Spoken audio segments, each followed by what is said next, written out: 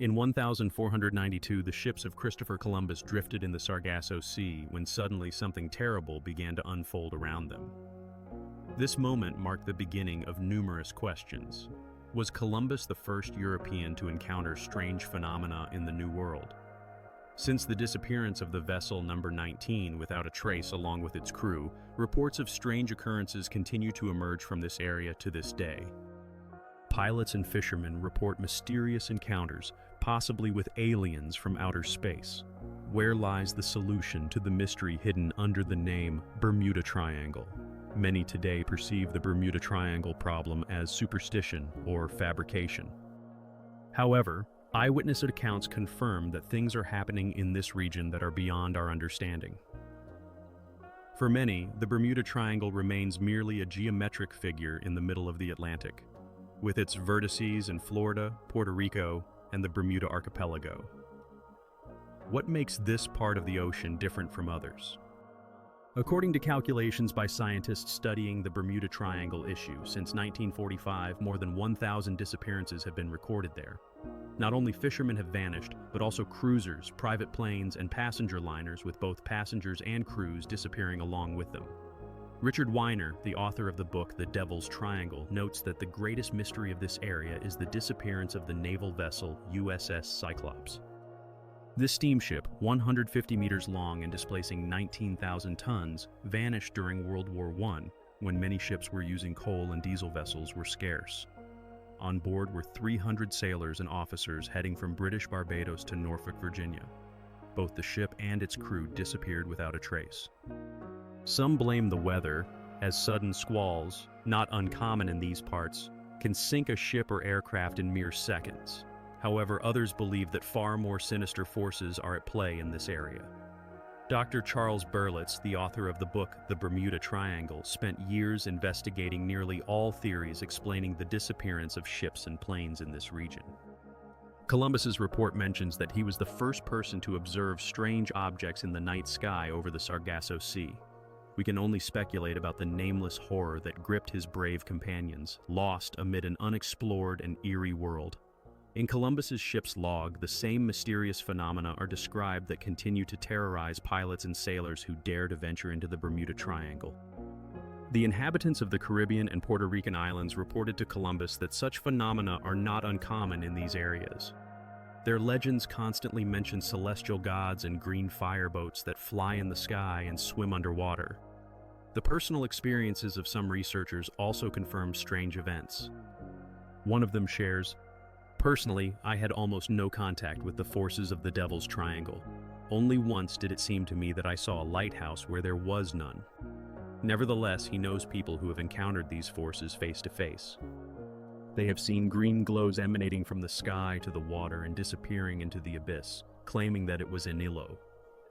All these stories pale in comparison to the most chilling aspects of the Bermuda Triangle: the mysterious disappearances, the lists of missing ships, and the abandoned vessels that have dissolved into the sky. Each of these events serves as a reminder of the human lives behind them. The most famous case of an airplane's disappearance occurred shortly after World War II, when 5 aircraft of the United States Navy vanished. Many believe that this was not without the involvement of UFOs. This happened on the 5th of September, 1945.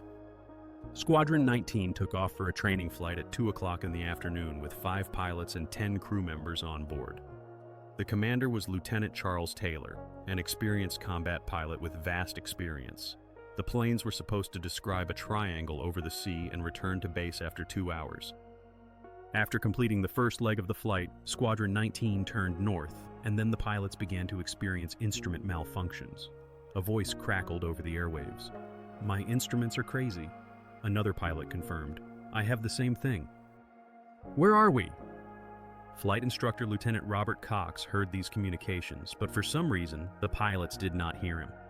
Cox called the base, and it turned out that they had completely lost contact with Squadron 19. Preparations for rescue operations began immediately.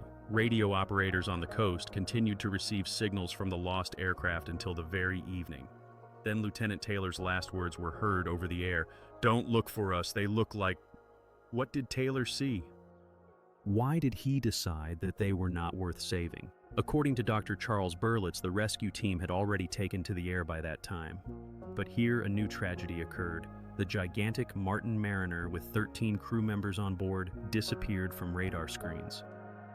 Flight 19 and the Martin Mariner, along with 28 people, vanished without a trace, as if they had passed through some door into another dimension. Dr. Berlitz claims that a special commission attributed these disappearances to faulty instruments, which caused the planes to run out of fuel and crash into the open sea. However, it is unlikely that the instruments could fail on 6 planes simultaneously. Berlitz also mentions that one of the commission members jokingly remarked that Flight 19 seemed to have flown to Mars. Perhaps he was not so far from the truth. In any case, the inhabitants of the southern corner of the Bermuda Triangle would not be surprised even by a Martian. Some scientists believe that aliens from outer space have chosen this area as their base. Could this be where the mystery of the disappearances lies? No one denies that unexplained things happen in the Bermuda Triangle. But how are UFOs connected to this? And how does their activity in this area differ from activity in other corners of the planet?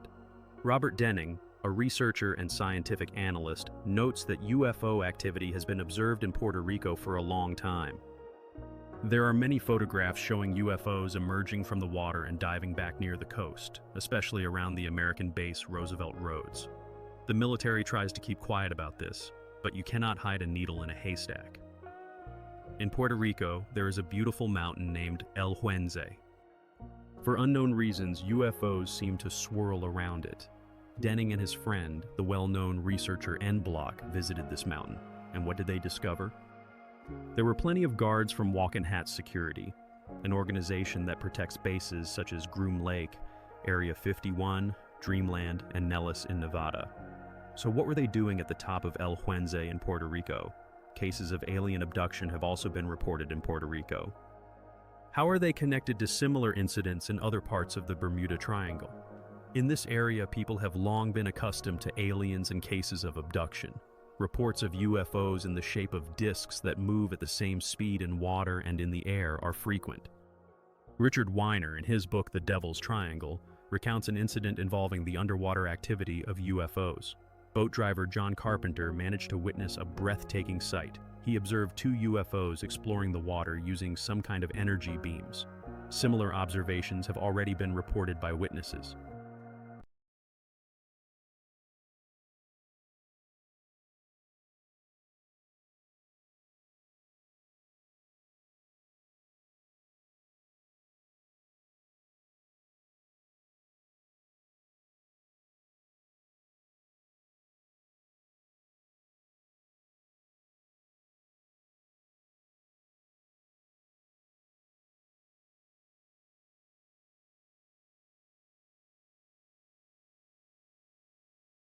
He suggests that UFOs may be frequently observed in this area because they might have a base there. Some scientists believe that aliens have been visiting Earth for thousands of years, and some even suggest that they established a colony here. According to an ancient legend, Atlantis disappeared as a result of a natural cataclysm and has been resting on the seabed for 12,000 years. It is possible that it truly was a colony of extraterrestrials. McCall wonders whether aliens are studying humans by observing them from the depths of the ocean, and whether they sometimes need samples for research. He suggests that the abducted may be held in some underground hangars, although this is not necessarily the case. They could be kept in places that merely look like underground hangars. Some of the victims insist that American military personnel were involved in their abduction. This may be true, but it is also possible that the abductors simply disguised themselves as American military personnel to confuse their victims. In the Bermuda Triangle, not only light or energy beams are observed, but sometimes strange phenomena are accompanied by fog or haze. Einstein claimed that the Bermuda Triangle is a doorway to another space-time dimension. Perhaps the key to this door is aboard a UFO. George Winfield, the editor of the magazine Star Watcher, notes that they are dealing with interdimensional phenomena. Research on these phenomena has been ongoing since 1947, but they have a much older history. The UFO phenomenon is very complex and consists of several aspects. Journalist and researcher George Schnipp raises the question of where UFOs come from. He notes that there is no definitive answer to this question. Some believe that aliens come from other dimensions, others refer to parallel universes, while others believe that it is us ourselves, just arriving from a distant future. Schnipp is also curious if there are witnesses who have been beyond this barrier and returned. According to experts, the continuously growing number of reports indicates that thousands of people have been aboard UFOs. These messages resonate with cases of abductions in the Bermuda Triangle. The appearance of UFOs in this area is often accompanied by sightings of energy beams, and some witnesses also report a greenish fog. Charles Berlitz recounts the case of Chuck Wakely, a pilot from Miami. After completing a charter flight to Nassau, he was returning to Miami when the sky was suddenly enveloped by a glowing greenish fog, so dense that visibility was lost. Wakely noted that his instrument stopped working, and he was forced to disconnect from control. Soon, the fog disappeared and the flight continued normally. Disappearances in the Bermuda Triangle may be linked to abductions. Let us consider the case of Flight 401 of National Airlines. The crew requested a temporary check-in in Miami, and the clocks on the control panel were in perfect order. The airplane was following the schedule exactly. Later, the second pilot recalled that at that moment the cockpit was shrouded in a greenish fog, but otherwise everything was fine. However, at Miami Airport, the aircraft 727 suddenly disappeared from the screen. The dispatcher immediately declared an alarm, and within a minute the Coast Guard was put on alert, while the airport prepared for the worst. The flight attendant was surprised that she managed to complete a task that usually takes 10 to 12 minutes in just 3 minutes. The second pilot noticed that the green fog around the airplane suddenly vanished, and the sky became absolutely clear. Exactly 10 minutes after the disappearance of Flight 727, it reappeared on the screen. Later investigations showed that the onboard equipment was in perfect order. Flight 727 safely landed in Miami. The crew watched in bewilderment as the rescue equipment was ready for action. The pilots could not believe that the airplane had been delayed by 10 minutes. When they began to synchronize their watches, it turned out that everyone on board had watches that were exactly 10 minutes slow. What is the green fog? Could it be a doorway to another dimension? Captain Don Henry, who was returning from Puerto Rico with 25,000 tons of cargo, knows this better than anyone else. That day, the weather was wonderful, and he was resting in his cabin when suddenly the electricity began to malfunction. They checked everything: generators, switches, breakers, everything was in order. However, something strange was happening on deck. The entire barge was enveloped in some fog. Deciding to check what was going on, the captain went down and encountered the unimaginable. With 25 years of sailing experience, he had never seen such strange squalls. Suddenly, all the instruments failed. The compass, the radio, the radar, everything went to hell. At first, they were only afraid for the cargo, but soon fear gripped them for their own lives as well. Despite the powerful diesel engines, the barge could not move an inch. Something was holding them back. When the squall finally subsided, they set the autopilot and went to inspect the damage. On the deck, the captain saw something that sent chills down his spine. Their rope was simply hanging in the air, and there was nothing at the other end. When they pulled it out, it turned out to be hot, and its end was neither frayed nor broken, but rather as if it had been severed. An anomalous force was clearly felt in the air, and the fastenings could burn you. Captain Henry believes they were lucky to return home alive. The rope was just hanging in the air, and the barge with the cargo, according to him, seemed to have evaporated. Could this be related to aliens? This assumption might explain the strange events in the Bermuda Triangle. It is likely that the missing ships and airplanes were captured by UFOs.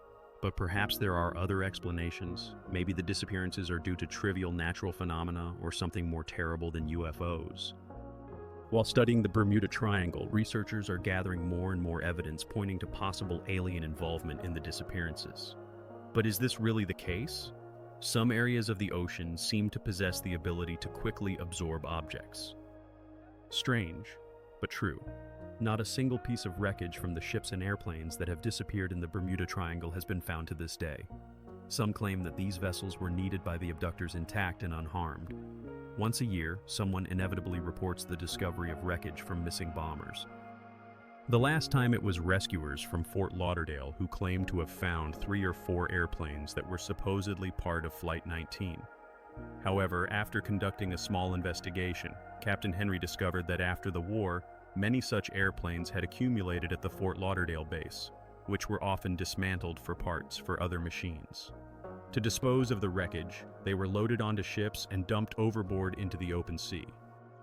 He believes that the found airplanes ended up in the ocean in this manner, but if aliens are indeed capturing vessels, then why does this happen only in one place on the planet? Strange things happen not only in the Bermuda Triangle. A similar place exists off the eastern coast of Japan, known as the Devil's Sea.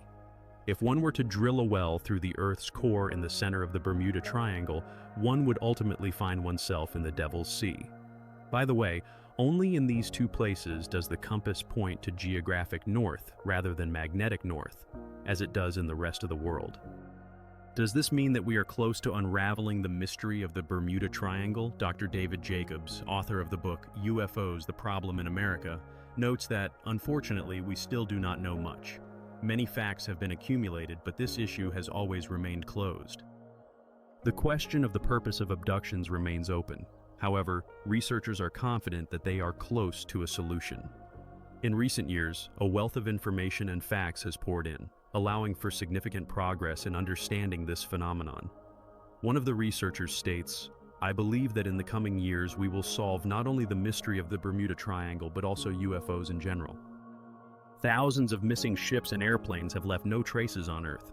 Perhaps one day it will be revealed who is behind the mysterious disappearances and anomalous phenomena occurring in this part of the world's oceans.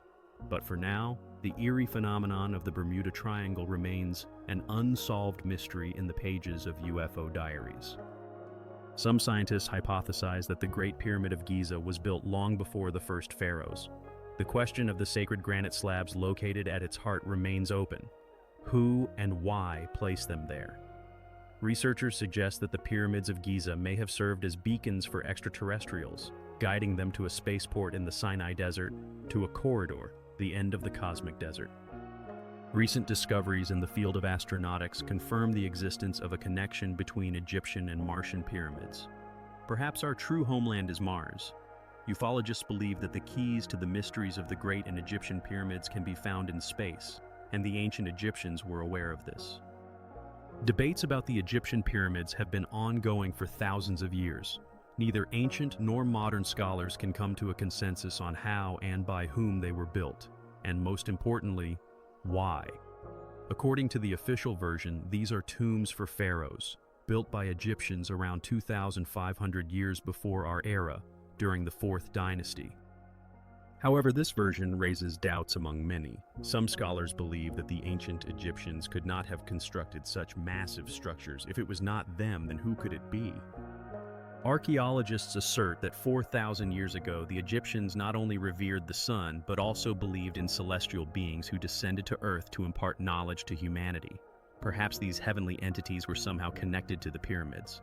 Questions regarding the relationship between the pyramids and recent discoveries on neighboring planets remain unanswered. Could it be that a single architect stands behind all these structures, and if so, will the ancient pyramids help solve the mystery of humanity's emergence on Earth? For now, these questions remain merely questions. In the absence of concrete evidence, the pyramids at the edge of the Egyptian desert remain nothing more than 3 enormous piles of stones. The largest among them are the pyramids of Khufu, or simply the Great Pyramid. Modern scholars believe that, from the standpoint of mathematics, physics, and common sense, the Egyptians could not have constructed this Great Pyramid of Khufu. And yet, it stands before us, 42 stories high, covering an area equivalent to 10 football fields, skillfully assembled from stone blocks weighing between 2 and 10 tons. With such a quantity of stone, one could build 35 buildings the size of the Empire State Building, with enough left over for a couple of 9-story buildings. The pyramid is oriented strictly to the north and possesses a unique architecture. How could the ancient Egyptians, with their primitive tools, construct such a complex structure? Perhaps we simply know nothing about the true builders of the pyramid. For a long time, all textbooks repeated the version of the ancient Greek historian Herodotus, who, in the 5th century BCE, after visiting Egypt, wrote that the Great Pyramid was built over 20 years by alternating teams of 300 slaves. But is this really the case? Engineer Ron Charles emphasizes, to build such a behemoth in 20 years, you would need to lay under 10 tons of stone every 3 to 5 minutes, and this around the clock. Today, we do not have such technologies. But laying stones is only part of the problem. How did the Egyptians manage to transport the enormous stone blocks from the quarry to the pyramid construction site? Chuck Missler, an engineer and astronomer, points to the popular cinematic version that claims the pyramids were built by hundreds of thousands of slaves. He calls this theory absurd. Nothing more foolish could possibly be conceived. David Tulin, the author of the book Sign and Witness, adds that the Egyptians of the 4th dynasty were not known for their militarism, and even if that were not the case, they would not have been able to gather such a number of slaves. With such a shortage of labor, it was impossible for the Egyptians to build the pyramids, even using complex devices for transporting stone, he claims. Moreover, Egyptologists still do not know exactly what devices were used. Among scholars, there are two main camps.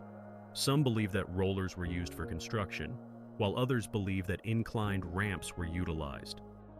Greg Ray Pyros, an architect, notes that proponents of the ramps argue that stones were lifted up an inclined ramp 1,500 meters long. However, he emphasizes that building such a ramp would have been much more complicated than constructing the pyramid itself. And then, how did the Egyptians manage to dispose of 2,500 tons of construction debris? Pyros questions. He also considers the theory that the Egyptians might have placed logs under the blocks.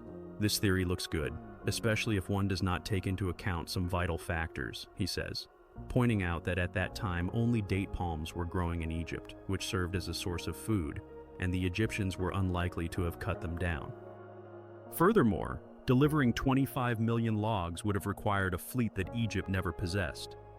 It is absolutely impossible to transport blocks on wooden rollers along a stone road, he adds, emphasizing that with such weight of the blocks, nothing would have remained a couple of hundred meters from the rollers.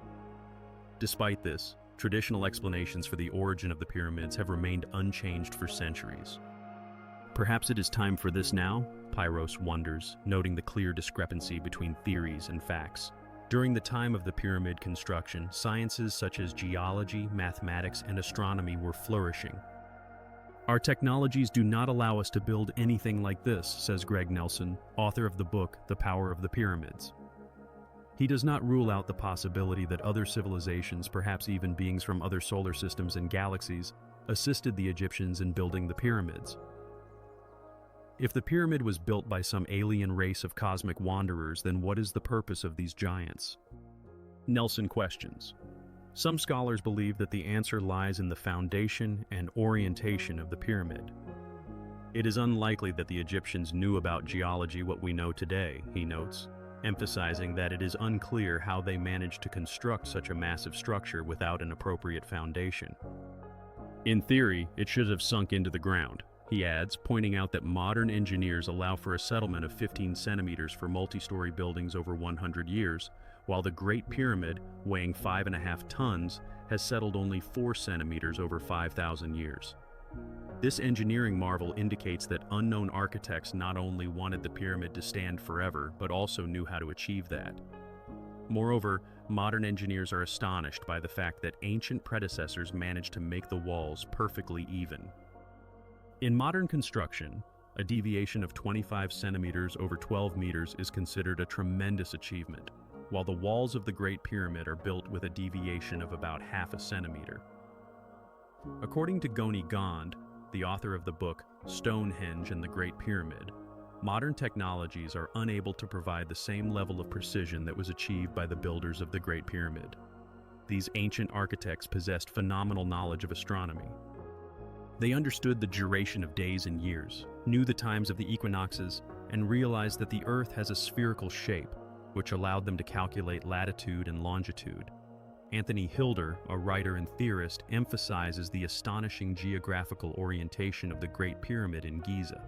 Its walls are strictly aligned from north to south and from east to west, with deviations from true north of only 3 minutes.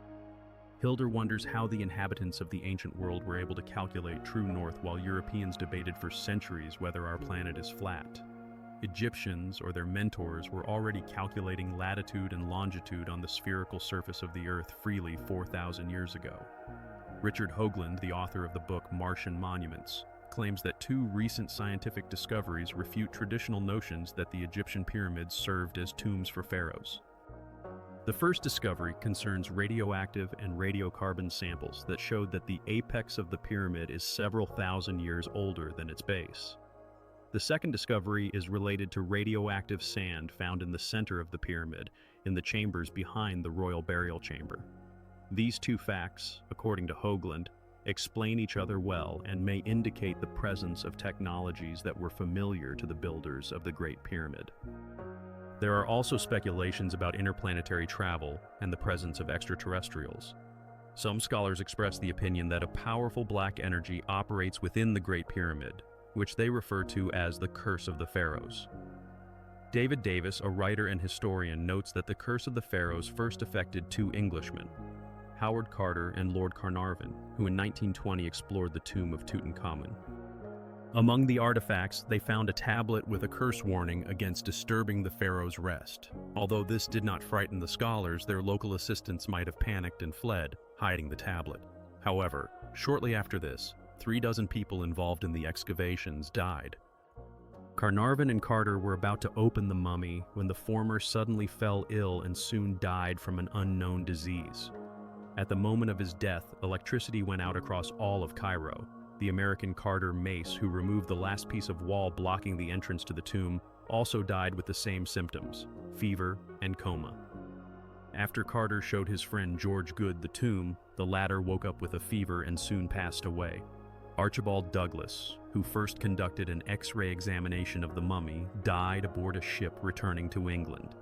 Researchers of the phenomenon of the Curse of the Pharaohs claim that the renowned doctor and biologist Izzuddin Taga discovered an ancient microscopic fungus in the tomb that could have lain there for thousands of years. He claimed that the fungus is easily destroyed by antibiotics, but a tragic car accident prevented him from proving his point.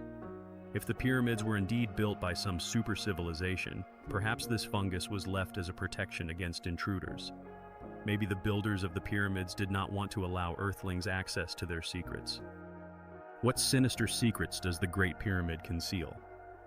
Some researchers suggest that the giant granite slabs above the royal tomb could serve strange functions. Do they work today? Perhaps this is the key to unraveling the mystery of the pyramids. It is known that the builders of the Great Pyramid in Giza anticipated that it would stand forever. Archaeologists assert that the pyramid was originally covered with a protective layer of stones that made the walls smooth and sloping. This layer was removed and used for building houses in Cairo, but the pyramid itself remained untouched. There is evidence that the Great Pyramid, unlike other structures, does not sink into the ground. It is also known about the Curse of the Pharaohs, a certain force that kills anyone who approaches ancient secrets too closely. It is obvious that the builders of the pyramid did not want to allow any intrusion into its depths. But why? Perhaps they planned to make use of it again someday.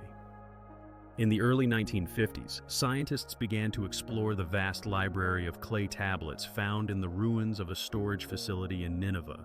Science knows of no older records. One of the texts describes something resembling the Egyptian pyramids. The Sumerian tablets are believed to be 10,000 years older than the Egyptian ones, which are thought to have built the pyramids. If the translation is to be believed, the pyramids stood in the desert long before the first pharaohs appeared. If this is true, the key to the ancient pyramids may lie within these tablets. Dr. Zechariah Sitchin, the author of the book Stairway to Heaven, has studied the mysteries of the Sumerian texts for many years. Based on these texts, it can be suggested that the pyramids of Giza served as beacons for alien ships, guiding them to a spaceport in the Sinai Desert.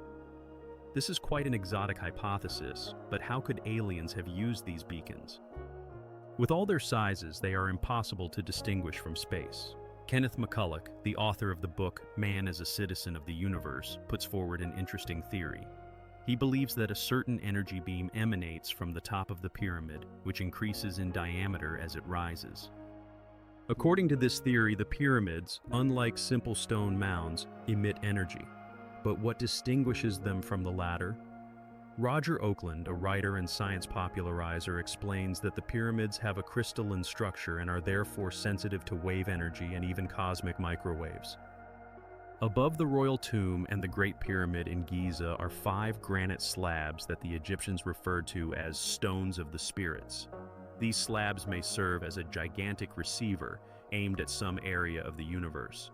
Inside the pyramid, an energy beam bursts forth, expanding in diameter as it moves away from the Earth. This phenomenon was first noticed by the English inventor Sir Simmons. When he was about to drink wine from a bottle, he suddenly felt a slight electric discharge. This surprised Simmons, and he wrapped the bottle in a wet newspaper, turning it into a simple battery known as a Leyden jar.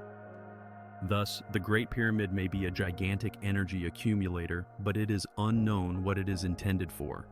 The only authoritative figure asserting that radioactive sand was found in the pyramid remains Dr. Ibram Nevgavi. In 1987, he attended an archaeological conference in Tennessee, where his friend claimed that he had heard from him about radioactive sand in the heart of the Great Pyramid. This suggests that it was not a primitive civilization that worked there, but rather someone very advanced. Thus, the ancient Sumerian texts may describe the true purposes of the pyramids as beacons for cosmic wanderers. It sounds incredible, but this is the first hypothesis that explains all the peculiarities of the Great Pyramid, its location, construction, and design. However, are there other arguments in favor of extraterrestrial builders of the pyramids? In Sumerian texts, Earth is mentioned as the 7th planet, which may indicate that the Sumerians considered the planets not from the Sun, but from the outer edge of our solar system. However, Neptune and Pluto were discovered only in the 20th century, while these texts were written 10,000 years ago. The question arises, how could the Sumerians know that Earth was indeed the 7th planet? According to researcher Zecharia Sitchin, only someone who flew past Pluto, Uranus, Saturn, Jupiter, and Mars could refer to Earth in this way. This raises an interesting question about the possible influence of aliens on ancient civilizations, including the authorship of the Great Pyramid. Recent space explorations have shown that the pyramids on the surface of Mars are strikingly similar to the Egyptian ones. This discovery leads to reflections on whether this colossal structure was indeed built by aliens for some purpose known to them. Humanity is beginning to explore the boundaries of the solar system. However, it remains unclear whether these discoveries will lead to the unraveling of the mystery of the pyramids or, on the contrary, further confuse scientists. The fundamental mathematical laws embedded in the structures on Mars repeat the constructions in Giza, including the positioning of the Sphinx. The latitude at which Giza is located is directly related to the latitude of Martian Cydonia. We do not know who built these structures, but the answer may lie in a humanoid face, 1.5 kilometers wide and 50 meters tall. Some researchers suggest that this could be our own face or what it once looked like. Perhaps our true homeland is Mars. What then does this structure on the surface of Mars represent? It could be either a natural formation or the ruins of artificial structures abandoned tens of thousands of years ago. Why not suggest that cosmic wanderers left these marks or beacons on different planets?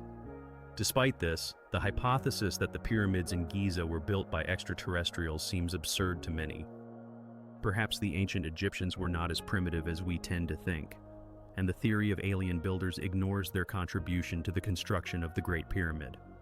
August Thorncrest, a researcher of the Giza pyramids, notes that the Great Pyramid is the greatest monument in the history of humanity. However, it is strange that we have no records, no images, no blueprints describing its construction. The Egyptians left numerous written and painted testimonies of their lives, including childbirth, agriculture, construction, weaving, rituals, and sacrifices. But there is not a single word left about the pyramids of Giza. Richard Now, an expert in ecology, emphasizes that there is not a single hieroglyph in the Great Pyramid. He claims that it was built not by Egyptians, but by a people known as the Hyksos, or the Shepherd Kings, who came to Egypt and used their technologies for its construction. Experts from various fields of knowledge seem to be saying the same thing. Were the signs of extraterrestrial visitation to Earth obvious to humanity from the very beginning of its history? Did the Egyptians remain silent about the construction of the pyramids because they were already standing there when a new culture emerged in the Nile Valley? And does this mean that the mystery of the pyramids will never be solved by Earthlings? Meanwhile, the mysterious silent pyramids remain one of the most captivating mysteries in history. In December 1965, the residents of the town of Kecksburg, Pennsylvania, witnessed a strange phenomenon. An unusual craft flew across the sky and landed in a nearby forest. A team of locals immediately set out to search, but soon the town was surrounded by the military, who took the trophy and transported it in an unknown direction. In the small town of Kecksburg, Pennsylvania, the spirit of controversy has lingered for 30 years. Some residents claim that nothing unusual has ever happened in their area, while others insist that unidentified flying objects fly over them every day. The story of the strange metallic object that made an emergency landing in the nearby forest has led to endless gossip and stubborn silence. What are the residents of Kecksburg hiding? A military secret or a secret of the universe? To understand this, it is necessary to return to December 1965. Stan Gordon, a ufologist, recalls how the object appeared over the forests of Kecksburg at 4:47 in the evening. There are numerous witnesses who observed its fall, yet no one heard the sounds of the crash. All of them noticed a column of blue smoke rising above the forest, which attracted the attention of local residents who hurried to the scene. At the bottom of the forest ravine, they discovered a metallic object still smoking from its rapid passage through the Earth's atmosphere. James Romansky, one of the first to arrive at the site, describes, "I saw a large apparatus, something like an ear of corn. It had a quite dented bumper at the lower part of the body. I can't accurately describe its color, bronze, copper, steel, it's hard to determine." According to testimonies, soon trucks, soldiers, and equipment arrived at the location. "We found ourselves in a military situation. All around were jeeps, trucks, soldiers," continues Romansky. Two men in identical cloaks with short haircuts emerged from the forest. One of them, looking around, officially announced the closure of access to this area and ordered everyone to disperse to their homes. Stan Gordon, who interviewed eyewitnesses, found out that the object lay in the ravine for only a few hours before it was seized by the military. "They rolled in here with a tractor and two platforms. On the back was a lift with a cable and a loading conveyor. On the platform lay a tarpaulin cover that tightly wrapped around the bumper," recounts Gordon. Late in the evening, the tractor with the platform left Kecksburg. Later, it became known that the truck headed to the Lockford Air Force Base in the state of Ohio, and then to Dayton, to Wright-Patterson Air Force Base. It is likely that the object was being monitored, and a special capture team was prepared for the operation. The mysterious object was taken away, and no one in Kecksburg saw it again. However, the most mysterious events occurred later. News program host John Murphy considered the incident in Kecksburg significant enough for a journalistic investigation and interviewed eyewitnesses. One of them recounted, "I saw this thing fall and burn." When asked if he saw the same thing, another witness confirmed, "Yes, of course, it was cigar-shaped, all on fire." However, it flew very steadily and then landed in the forest. There was something written on it, but it was illegible. Maybe it was hieroglyphs, say Japanese? The witness, not believing this, replied, "No, not at all. Are you sure it was a spacecraft?" "Absolutely." "It was bright, he assured. There were many soldiers around, and people did not know what was happening, which added to the atmosphere of fear and uncertainty. Eyewitnesses of the object's fall and its capture were later very frightened. John Murphy, one of the witnesses, shares his impressions. Soon after the incident, people who had willingly shared their observations suddenly began to refuse to mention their names. What happened in the hours following the eyewitness testimonies? That night, there were indeed many military personnel, and according to some, these individuals did not refuse to testify of their own volition. Perhaps they were simply forced to do so, or even paid for their silence. Kevin Randall, the author of the book The History of Crashes and Cover-Ups, claims that the official authorities deny any connection between UFOs and aliens, although they actually know of their existence. He emphasizes, the military knew they were dealing with a spacecraft. That is why they behaved as if they were at war. However, the question arises, where is the evidence that the craft was not launched by the military themselves? How can we know the truth about what happened on the 9th of December 1965? Perhaps we are searching for something that did not actually exist. Some residents of Kecksburg assert that there is no military secret here. Many reject the version of a crash over Kecksburg and believe that it was an ordinary meteorite. According to Jim Romansky, the meteorite version was suggested by the military 30 years ago. Someone from the locals asked what they thought it was, and the military without hesitation blurted out meteorite. In response, we just laughed because we knew it was pure nonsense, he recalls. Nevertheless, this version became the official one. Can we now, after 30 years of disagreements among the eyewitnesses themselves, find out where the ends and beginnings of this story are hidden?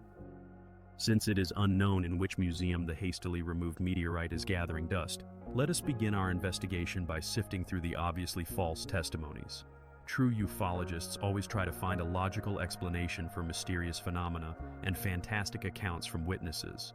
First of all, let us discard the version about a hoax. That evening, something indeed occurred that raised the troops on alert.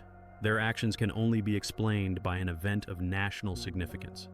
The flight of a bright fireball was observed in Canada and several American states, including Michigan, Indiana, Ohio, and Pennsylvania.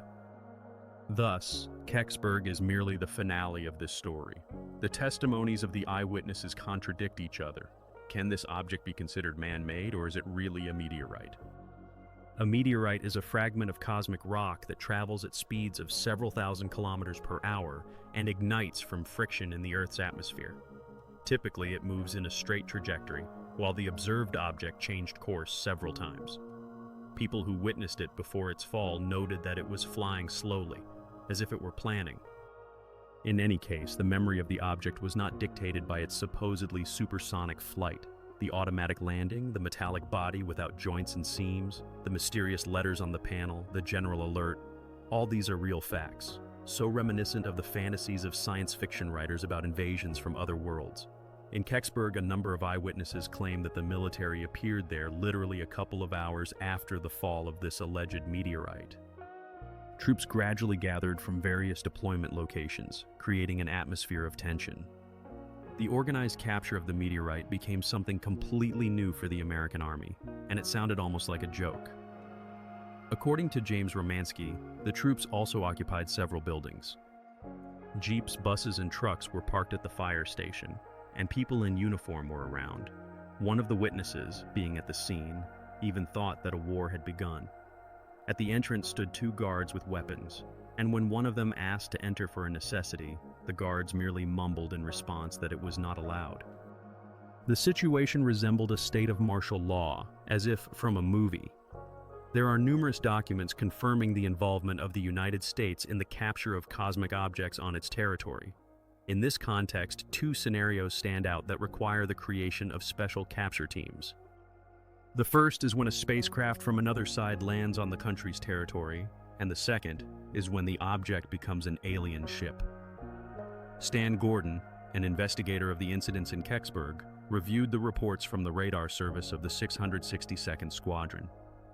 These records confirm the existence of specially trained rapid response teams tasked with capturing unidentified flying objects. According to documents from the archives of the 662nd Squadron, at least several personnel from its ranks participated in the operation conducted that night in Kecksburg. However, no records of the nature of the actions were preserved in the archive, indicating the secret nature of the operation. The question remains open. Why is information about it still kept in classified folders? It is strange that the finding in Kecksburg has not lost its relevance over time. Something was found and taken somewhere, that is a fact. Everything else is still just speculation. After reports about the Russian satellite that suddenly began to descend, the matter took a new turn. Could the mystery of Kecksburg be merely an unfortunate experience of Soviet astronautics? Or is it, after all, the arrival of extraterrestrials? Which of these hypotheses can explain the mystery of the unidentified object that fell in Kecksburg?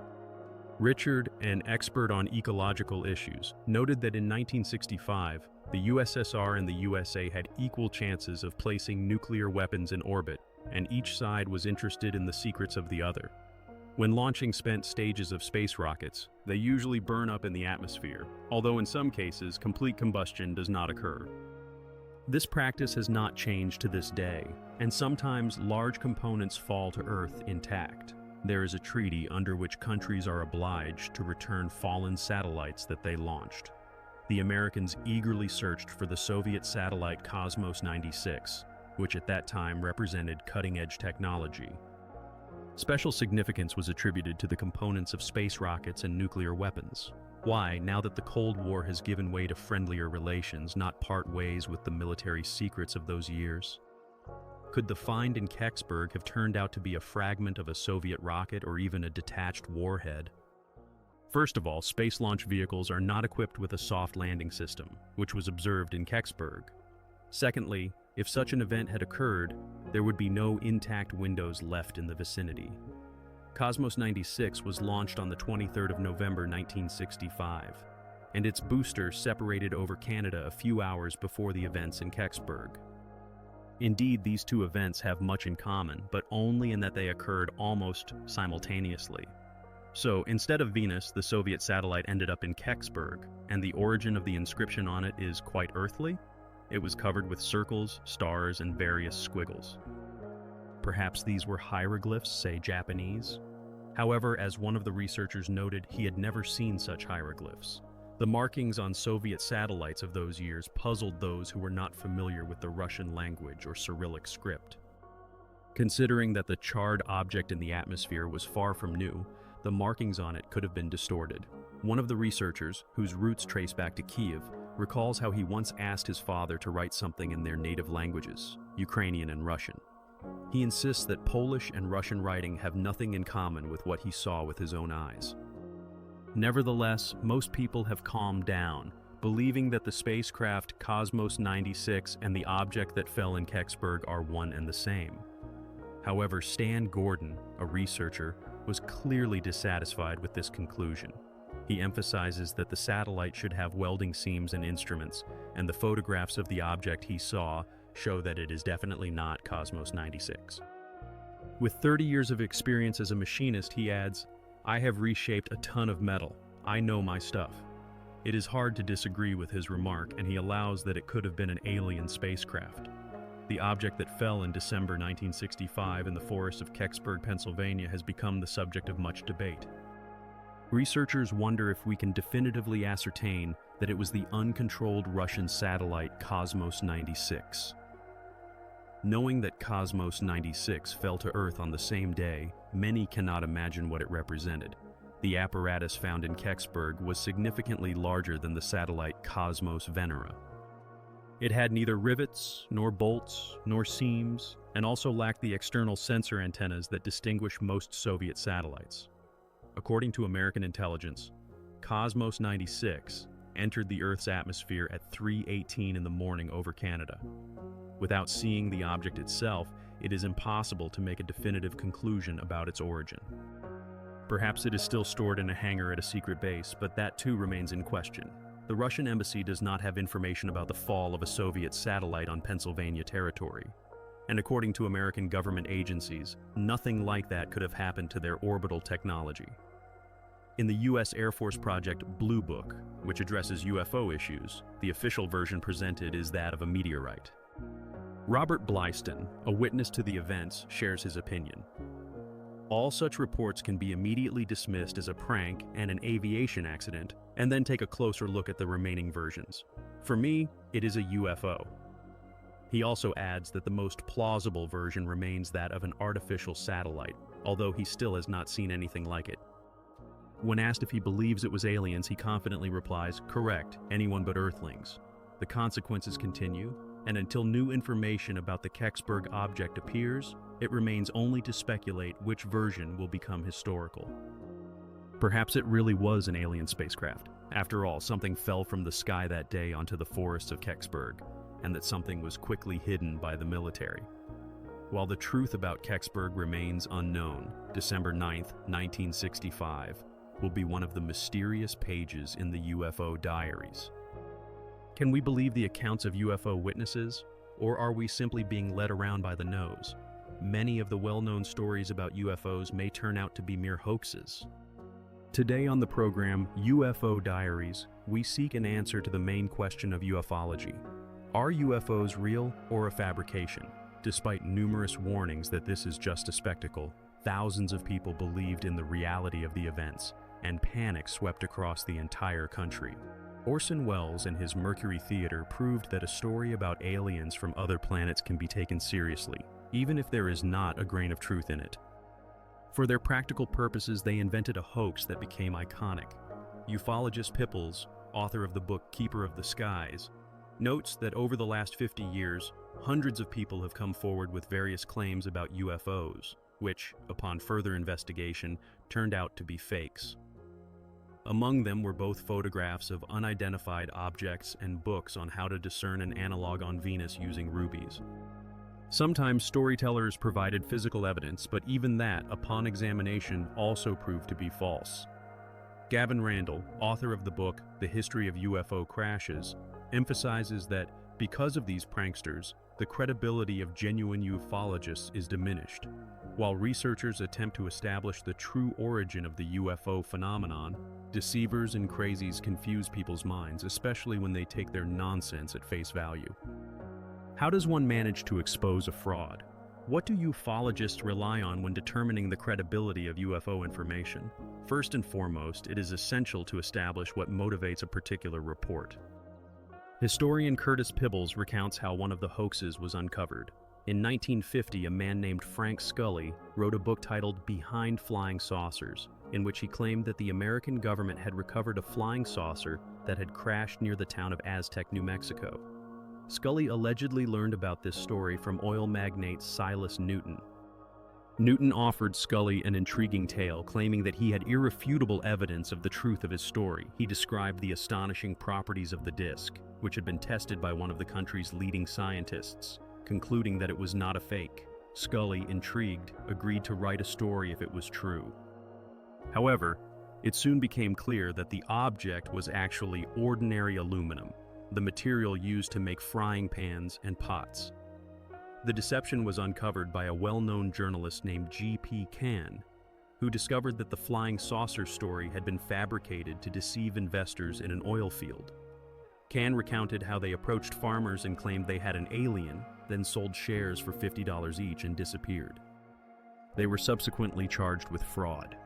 This story and its exposure illustrate the ongoing struggle of ufologists against various kinds of hoaxes. But which testimonies can be trusted? With so many eyewitnesses, the truth seems elusive. There are only individual accounts of what they supposedly saw. Does this mean that it is actually impossible to prove the existence of extraterrestrials, even in our age of active space exploration? With complete trust in astronauts, can we consider their reports of unidentified objects as irrefutable evidence? During the early flights, astronauts often spoke of observing UFOs. However, today ufologists tend to doubt the reliability of that information. In some cases, the testimonies of astronauts turned out to be simply ridiculous mistakes. A striking example can be found in the report of Jim McDivitt, a crew member of the Gemini 4 spacecraft. According to him, a huge spherical object from which a hand was protruding swam nearby the spacecraft. It was later proven that this object was the JME-4 booster rocket, which had entered the same orbit. It was a funny mistake, but nothing more. No alien ship. Stories about unidentified flying objects can arise from a vivid imagination or, at worst, from optical illusions. But what evidence can be considered irrefutable? Only that which can be seen with one's own eyes, or that which has been recorded by dozens of observers and is repeated night after night. However, even such evidence can be staged. In the small town of Gulf Breeze in Florida, known for reports of UFOs, airplanes are not uncommon, given the proximity of two Air Force bases. Nevertheless, the human eye has not yet become accustomed to such flying machines. Vicky Cooper Ecker, the editor of the magazine UFO, mentions a case when Wend Walter, working in the area, noticed a light in the windows.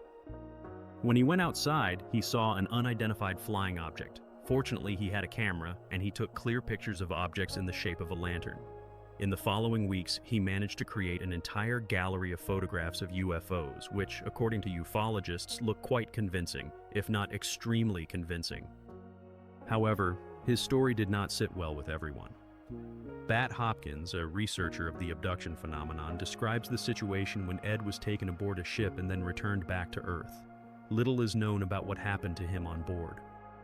According to him, he repeatedly entered into telepathic contact with aliens.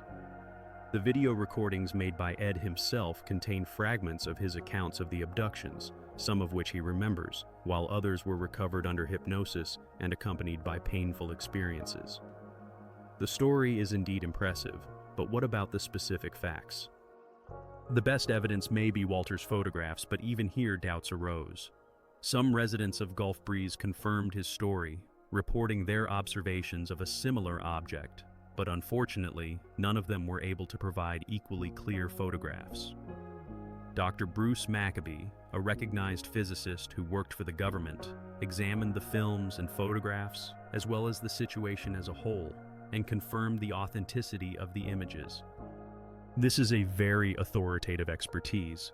Thus, the observations in Gulf Breeze could become the most credible fact of an encounter between Earthlings and aliens. However, does this not raise the question of fabrication? Opinions among ufologists are divided. Some believe Ed Walters' accounts, while others tend to doubt. Jerry Black, a ufologist, points out numerous inconsistencies in Ed's story. Mr. William Heiser, an independent photo analyst invited to analyze the photographs, determined that one of the photographs, number 19, is undoubtedly a frame overlay. It depicts a UFO hovering over the highway, while the truck, driven by Ed, is parked on the shoulder. The object is supposedly gliding over the road, illuminating it with beams from the underside of its body, yet the UFO is not reflected on the truck's hood. This raises doubts, as the glow should have reflected on the hood. Danny, Walter's son, has a friend named Tom who recently stated that he helped Ed process the photographs. After that, Walter began to deny many of the previously stated facts, which alarmed many of the earlier researchers. In my opinion, there is much that needs to be reconsidered here. In the house that previously belonged to Ed Walters, a model of a spaceship made of paper was discovered. It lay on the attic floor and bore the name of Ed Walters. This was a paper model, likely one of the prototypes from which he began. There were probably several models, and this is one of the earliest. At least it was not present in the photographs submitted by Ed Walters for public viewing. Many speculate that Walters left the model in the attic when experts arrived at his home. He did not destroy it or put it away in a closet, possibly out of fear that the researchers might peek into his bedroom in search of evidence. Instead, he decided to leave it gathering dust in the attic, hoping that no one would find it. Some commentators note that Walters displayed cleverness by faking all the photographs and then moving away, taking all his toys with him except for one piece of evidence. However, this seems illogical. The debates surrounding UFOs in Gulf Breeze have not subsided over the years, and the question of whether researchers are close to unraveling the mystery remains open. Truth or fiction? This story has yet to be confirmed by anything other than the testimonies of local residents. Some aspects of Walter's account have been deemed unusual and inexplicable by ufologists who have investigated the matter. Walters claimed that his photographs underwent 4 polygraph tests, although in reality only 2 of them were polygraphic, and all the tests were paid for by him. Experts in the field of polygraphy assert that the results of these tests cannot be considered valid. There are several arguments in favor of Walters. The model was apparently glued together from light copies that were lying around his home. Many people make photocopies of documents when moving, and someone could have collected them and glued together the model. It is strange that Walters would have disposed of his documents in such a manner. Opponents of Walters established that these were blueprints belonging to him, and the packet of blueprints was drawn up a couple of years after the photographs were taken. Thus, there is no connection between the model and the image of the UFO. Nevertheless, the question arises, why would Ed Walters need such a labor-intensive hoax? When he saw that researchers were examining his photographs, he likely decided to take a significant risk. The story gained national attention, and by that time, he realized that there was no turning back, which frightened him. At the same time, some believe that he simply wanted to have some fun. The debates surrounding Galvez continue, once again raising the question of evidence for the existence of UFOs that could convince even the most hardened skeptics. Some claim to have seen not only UFOs, but also the aliens themselves inside the craft, and that they have evidence of these accounts. Since the late 70s, an increasing number of people have reported being forcibly taken aboard a flying saucer, where horrific experiments were conducted on them. Despite hundreds of testimonies, there is almost no reliable evidence of the abduction of Earthlings by aliens among them. Researchers are trying to uncover the truth about these abductions. There are few more frightening aspects of the UFO phenomenon than reports of abductions. According to the testimonies of many victims, they were abducted by extraterrestrials, often right from their homes, and then transported to a ship where medical experiments were performed on them. How closely do these stories align with real events? Often, those who remember being taken from a car or bedroom were indeed missing, and even reported as such. There are many examples where the police were called, lengthy interrogations were conducted, and then the person suddenly reappeared at the location from which they had vanished. Dr. David Jacobs, a researcher of the abduction phenomenon, notes that many return with unusual marks on their bodies, scars, and bruises. Some scars are horrifying, measuring 6, 8, 12, and sometimes even 16 centimeters in length. The question arises, are these mysteriously appearing scars and instances of lost time real evidence of the abduction of Earthlings by beings from other planets? As for hoaxes, they are extremely rare in cases of abductions. The question of the perception of UFOs remains complex and multifaceted. Thomas Ballard from the Center for the Study of UFO Problems emphasizes that many people find it difficult to take UFOs seriously, let alone share their sightings. Public opinion often ridicules those who claim to have seen UFOs, labeling them as crazy or alcoholics. This stigmatization has existed for over 100 years. People who claim to have been abducted know that something strange and even frightening happened to them, but their memories of the events remain hazy. In some cases, they may consciously recall details of the incident, and then researchers resort to the method of hypnosis. This process can help uncover memory blocks where self-recollections are stored. Under hypnosis, a person can recount a detailed story of an abduction, including medical experiments conducted by strange beings. However, the question arises, does hypnosis confirm the reality of alien abductions, or can its results be interpreted differently? Hypnosis has an almost mystical reputation, and its methods are still contested in scientific circles.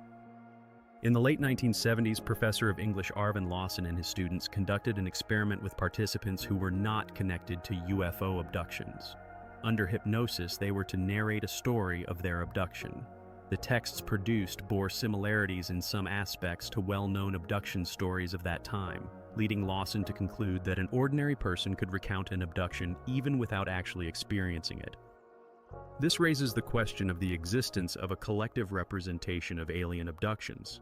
Lawson asserts that anyone can tell a convincing story under hypnosis, and the authenticity of the information remains in question. This experiment calls into doubt the truthfulness of the testimonies of so-called abductees and can be interpreted as a play of a sick imagination correlated with collective representations of UFOs. Hypnosis cannot serve as an absolute measure of truthfulness, as memories under hypnosis may be a mixture of reality and imagination. Nevertheless, many ufologists place great importance on abduction testimonies, even if they are obtained under hypnosis. If it can be explained why people tell these stories without hypnosis, it may cause even the most hardened skeptics to ponder. Hypnosis is used because it indeed works. Some UFO researchers set high standards for the credibility of information, but the question remains, how much testimony survives such a harsh selection? When will we finally obtain irrefutable proof of the existence of extraterrestrials? If intelligent beings from other planets truly visit Earth, it is logical to assume that they surpass us in intellect and technology. This may also mean that they study us and interact with us while remaining invisible. The question remains open. Will we ever be able to prove or disprove the presence of extraterrestrial beings on Earth? Is there enough evidence of abductions to confirm their existence, or is something more convincing required? Perhaps it is necessary for a UFO to land on the lawn of the White House. It is unclear on what basis commonly accepted statements like, if they exist, show them to us, are built. All the elements needed to create a comprehensive picture have already been gathered. There are samples of the material from which presumably the flying saucer is made. The landing sites of UFOs and any forms of contact between extraterrestrial craft and the environment are being investigated. There is still much that remains unexplored in this field. Furthermore, there are photographs that have been processed using computer technologies and other enhancement methods. These images are not forgeries. The problem is that it has not been possible to find the thread on which the unidentified object is suspended. There are video recordings, film reels, and eyewitness testimonies from credible individuals, as well as numerous reports. George Schnee, a journalist, emphasizes that they welcome any criticism from those who deny their research.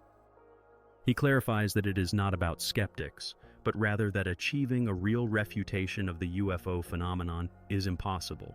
The reason, he says, is simple. People have observed UFOs on all continents and in all cultures for hundreds of thousands of years. Millions of witnesses confirm this.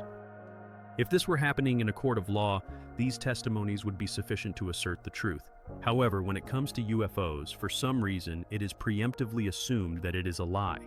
Sean believes that 90% of all UFO sightings are misinterpretations of explainable phenomena. At the same time, 9 out of 10 genuine testimonies remain unknown. Nevertheless, even the available data looks astonishing. Reports continue to come in. The question of whether a person is alone in the universe has been discussed for centuries. The answer may appear in places where it is least expected. But until then, there will remain another unresolved question in the world: UFOs. Is it truth or fiction? And people's gazes will remain fixed on the skies in anticipation of new entries in the UFO diaries.